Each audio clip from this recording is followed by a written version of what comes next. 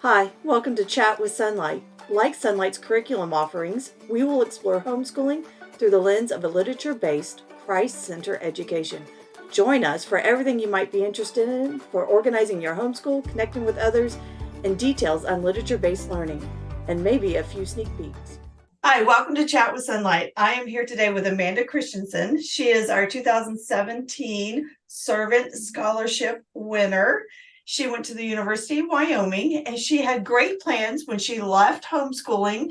She was going to go and be a chemical engineer and then go on to vet school was what her plan was, and work with animals, where she had been in 4-H in high school. But we want to know now, in 2023, Amanda, what's going on in your life? Did things go as you thought it would? Good question. I think the short answer is things don't always go as you plan them to be. No, and they usually are better for it. Absolutely. I'm in medical school now. Oh, well, that's quite, I mean, it's not too far different. You were going to go to vet school, and that's a medical school. Just you're going to work on people, not on animals. Yes, yes. So what led to that decision? That's a great question. So I always enjoyed the medical aspects working with livestock. You read my essay, you know that. Probably not everyone can read my essay, but I really just enjoyed delivering baby calves. I learned to artificially inseminate when I was 13. I really, really liked the medical things. And when I was a senior in college, not in college, in high school, I took a dual enrollment class. So I was taking a college class at the University of Wyoming that counted towards my high school degree as well as my undergraduate college degree. And that class was in scientific communication.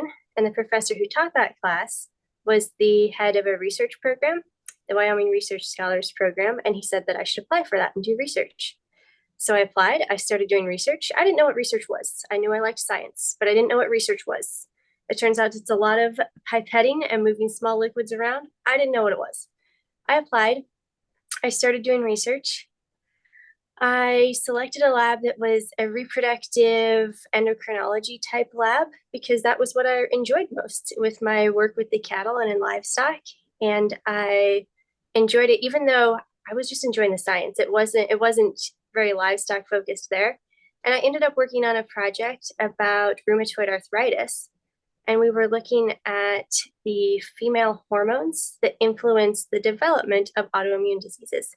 Overall, women are a lot more likely to get autoimmune diseases than men are. And we were looking at reasons behind that. And I was able to shadow someone who was a physician scientist while I was doing the research. And I got to see patients in clinic with her. And then in that time period, my mom was actually diagnosed with rheumatoid arthritis. And so my focus kind of shifted. I saw here's what I love, the science that I love doing. Here's the medical aspect, and then the personal aspect got tied in there, and I ended up pursuing a career as a physician scientist. I'm in an MD PhD program now. Oh, wow. That's a big change from, I was trying to think of all the scientific words. I am not a scientific word gal. That's okay. I guess I homeschooled 4 kids, but my kids would tell you pronunciations are not my forte. They're hard. Well, I blame it on learning phonics from an Irish nun when I was in kindergarten or first grade. So Oh, really? I learned phonics with an Irish brogue. So, it messed me up for life. It's okay. It just adds personality. So you're in school now, right? I am. How much longer do you have for school? Well, I'm in my second year of medical school, and then I'll do my PhD, and then I'll do the last 2 years of medical school. So, Amanda, are you the oldest, tell me about school, like your family. Are you an only child? Are there multiple children? Tell our listeners about you Sure. a little bit. I grew up as the second of 4 children. So I have one older brother, then there's myself, and then I have a younger sister and a younger brother. So we were all homeschooled all the way through, starting with my younger brother before I started, or my older brother before I started school. And then my younger brother, he graduated high school in 2022. So he's a sophomore in college now. My older brother, everyone's been very successful from homeschooling. My older brother is actually in veterinary school. My younger sister is a senior in college, and my younger brother is a sophomore in college now. So the way we would do homeschool just on a day-to-day basis, my older brother and I were paired together frequently, and my younger two siblings were paired together frequently because Sonlight allows the flexibility of altering things to be age appropriate or level appropriate, even if you're still studying the same thing or reading the same books, but things can be adjusted for specific, because we weren't the same age. Everyone's about 2.5 years apart. But I studied a lot with my older brother, and then it's fun. I enjoy teaching. And so if there was something that my mom would let me teach my younger siblings, it was mostly science stuff that I would want to teach my younger siblings. And so on a day-to-day basis, we would do a lot of school together. Obviously, read alouds are fun to do together, and then work together on whatever was appropriate. Does that answer your question? Yeah, it does. It does. I was curious. I have 4 kids. I think I said that already. Mine are boy, girl, boy, just like your family. Yes. All spaced out about 3 years apart, not 2. You're a little closer. So let me ask you, do you think how did Sonlight prepare you for college? Sonlight prepared me for college because it kept me curious, like wanting to learn. I think a lot of people, I observed classmates who spent time not being curious, not having their intellectual curiosity stimulated at all. And it's just like going through the motions. And Sonlight kept me engaged with the material and also kept me responsible because it was kind of this structure, at least in my household, of the sooner you get your work done, the sooner you can go do something else if you want to do something else or spend more time on a project that you're excited to do. And so I think it's important to learn time management. And I think that Sonlight helps teach me how to use my time and how to plan ahead and be accountable with the resources that I had, including time. Those are the biggest ways that I think it helped me. Good. Let me ask you, do you think the amount of reading that you had to do in Sonlight as high school, did it adequately prepare you for medical school or pre-med, chemical engineering and whatnot? I think the reading, yes, adequately prepared me. Everything's so different. There was definitely more reading in high school. And then in college, I took honors classes. So my major was chemical engineering. I added a physiology major, and then the honors program at my college was also a major by the time I graduated. And so the honors major was something that required a lot of reading. But chemical engineering in general didn't require a lot of reading. But a lot of math. It required a lot of math, a lot of calculating, a lot of discipline just to figure things out. Medical school requires more reading. And I think that it's more similar in terms of the amount of content. It's different to read things that are creative than to read things that are not creative whatsoever. And so I would say that my head's going, not boring. It's not boring. You enjoy it. I would be. But you're right. It is big difference when it's a creative writing or a fiction versus a textbook that you have to read. They are not as engaging. If textbooks could be as engaging as our fiction, that would be awesome. But yes, I mean, a lot of taking tests requires you to be competent in reading and have good reading comprehension. And I think the amount of reading that I did in Sonlight was very helpful. Okay.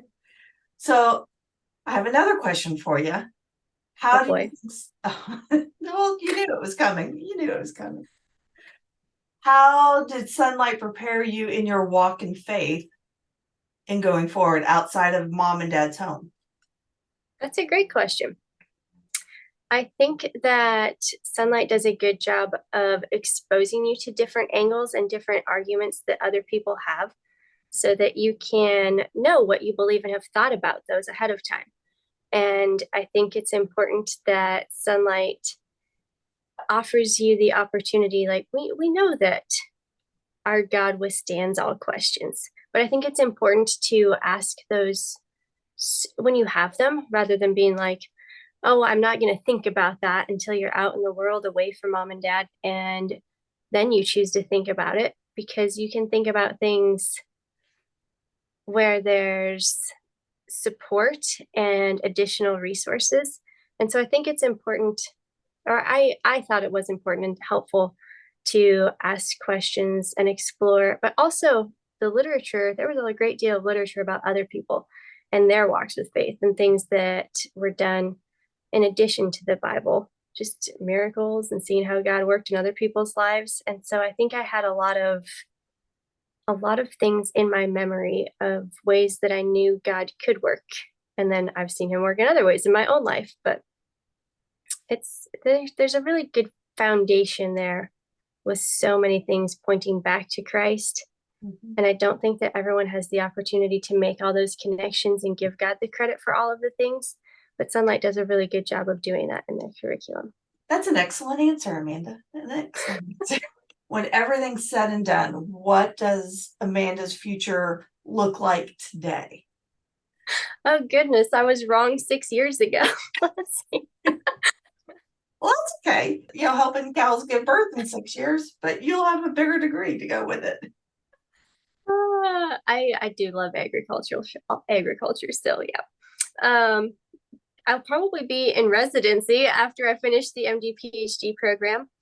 And it's a great question that people love to ask med students, and that I do not yet have a good answer to, of what do you want to specialize in?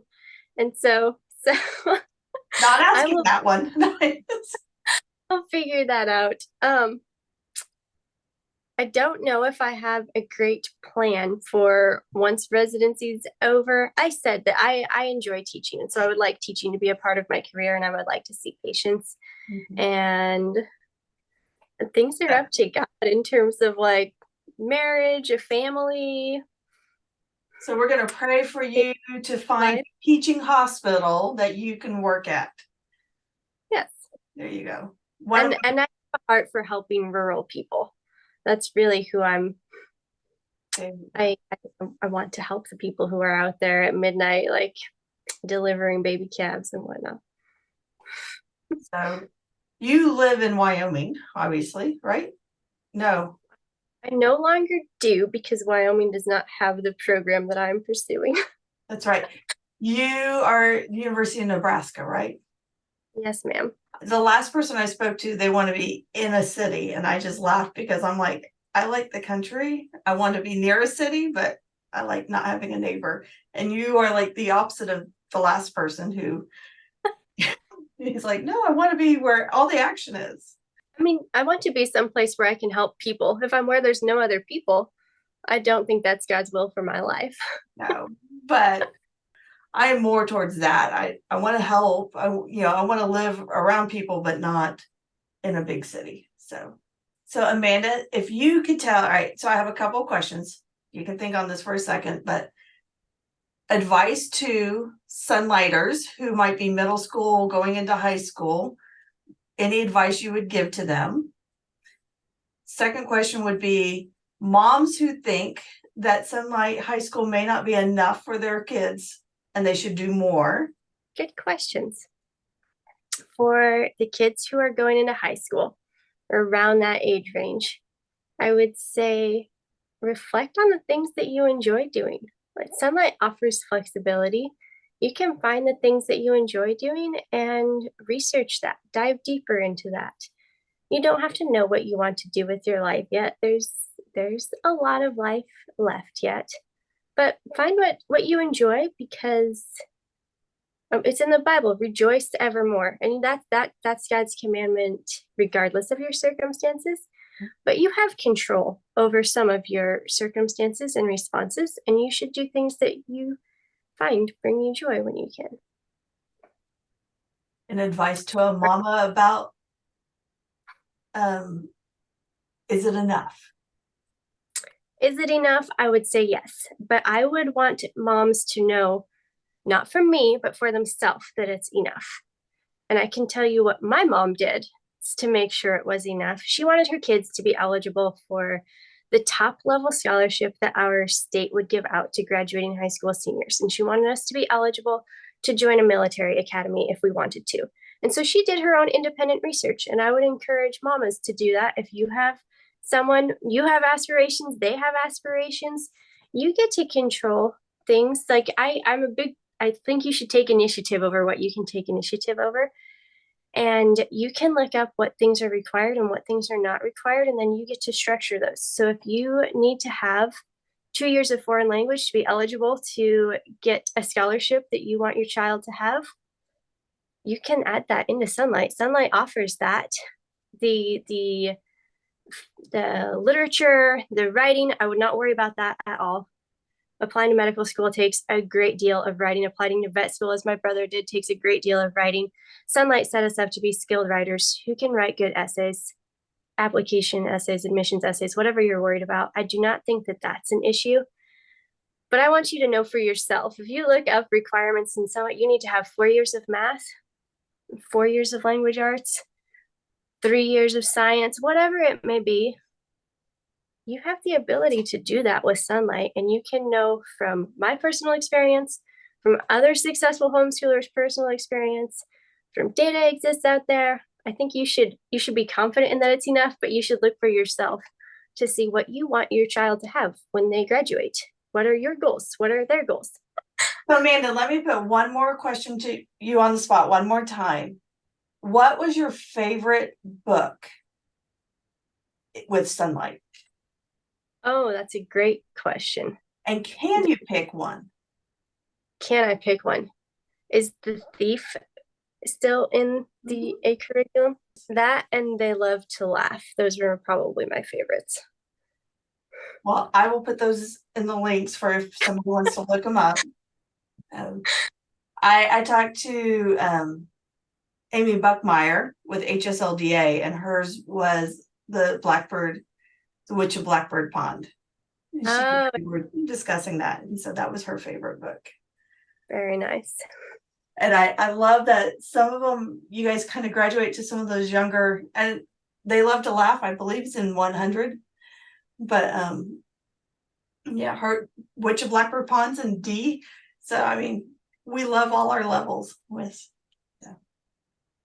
Absolutely. Well, Amy, I hate to take any more of your time. I feel like your time is probably jammed packed between classes, teaching, studying, and just trying to stay healthy because you got too much on your plate.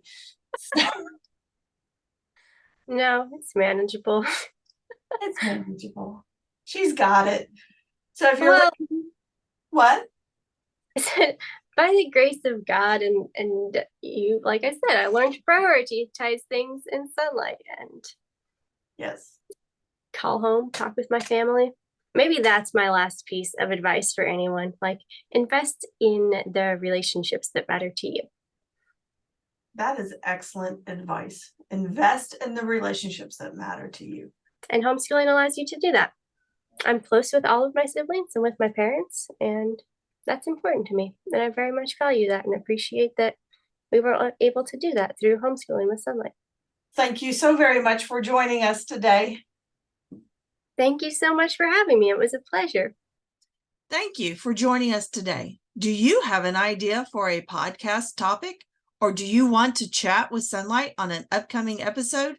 Email us at connections@sonlight.com.